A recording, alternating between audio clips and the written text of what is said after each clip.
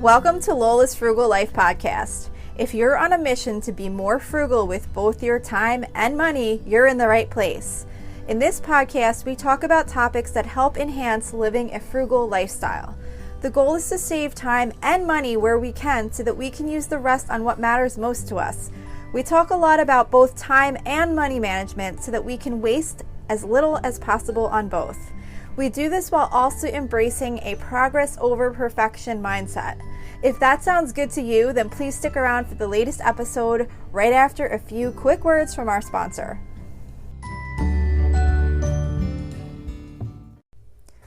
Hi everyone, welcome back to my weekly meal plan episode. If you're new, this is just a really quick episode that I do where I share my family's meal plan for the upcoming week. There's also a blog post that goes along with this on my website at lolasfrugallife.com, where you can find the full meal plan for the week along with links to any recipes that I mention in the episode.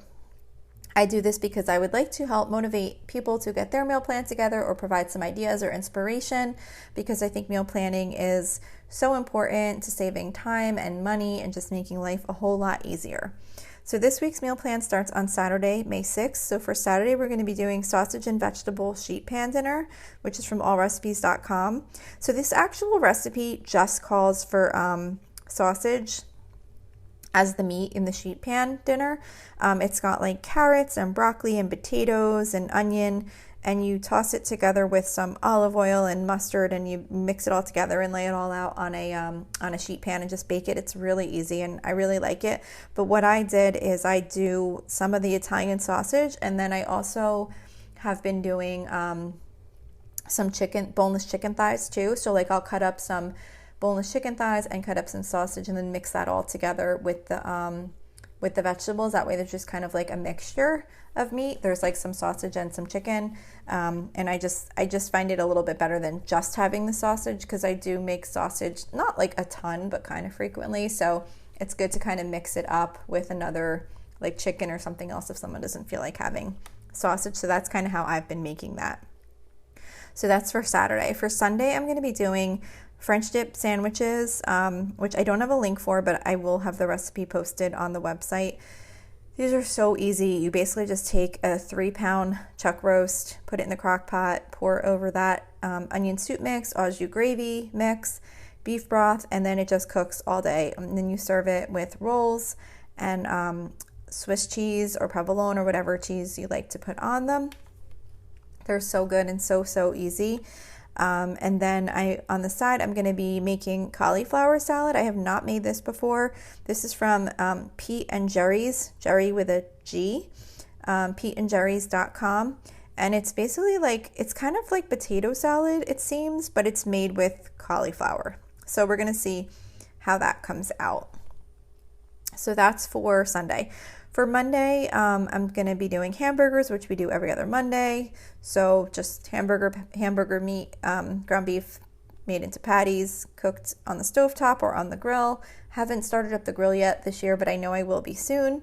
And then I'm going to be doing oven fresh seasoned potato wedges from allrecipes.com. They're just really simple potatoes, just cut into wedges and tossed in a bag with olive oil and salt and pepper, or not salt and pepper, olive oil.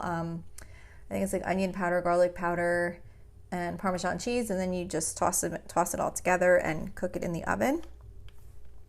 And then a can of pork and beans. So that's for Monday. For Tuesday, we do our Mexican theme meal every week on Tuesday. So this week we're going to be doing cheesy chicken nachos from realsimple.com.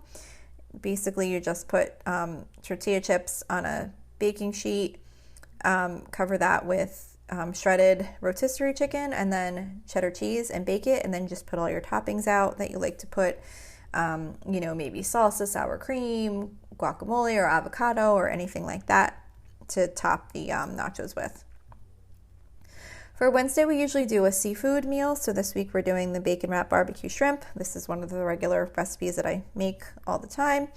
It's like a sheet pan dish where you lay the shrimp out on the pan and then season them with barbecue seasoning. And then what I do, you're supposed to wrap the shrimp in bacon, but I just cut the bacon in pieces and just layer it over top of the shrimp and bake it, and it comes out really good like that.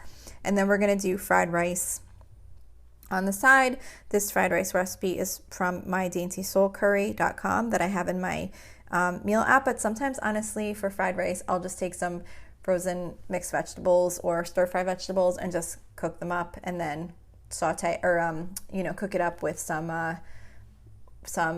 pre-cooked rice. Like I'll cook some rice earlier in the day and then or sometimes I'll make it last minute. It just depends. And then I'll just kind of cook it all up with the rice and the vegetables, and I'll cook up some egg and put it in there at the end, and some soy sauce, and just very simple. So that's that for Wednesday. For Thursday, we usually do soup and grilled cheese or breakfast for dinner. So this week we're going to be doing soup and grilled cheese. I always keep mentioning I haven't really been making the grilled cheese a lot, but I think I'm going to do it with this meal because this I'm going to be making soup. It's Instant Pot Summer Soup from pinchofyum.com. And even though the soup has chicken in it, I just feel like because it's very like heavy on the vegetables, I think it might be a little bit on the lighter side and not that filling. So I'm going to do the grilled cheese on the side with that. So this is like a soup that has, like I said, chicken breasts. It's got crushed tomatoes, carrots, farro, chicken broth, I forget what else, zucchini, and corn. So I don't remember if I made it with the farro last time. I might have used something to substitute, but I'm going to look and see what I have and then decide if I'm going to buy that or not, or if I might just use another grain for that soup.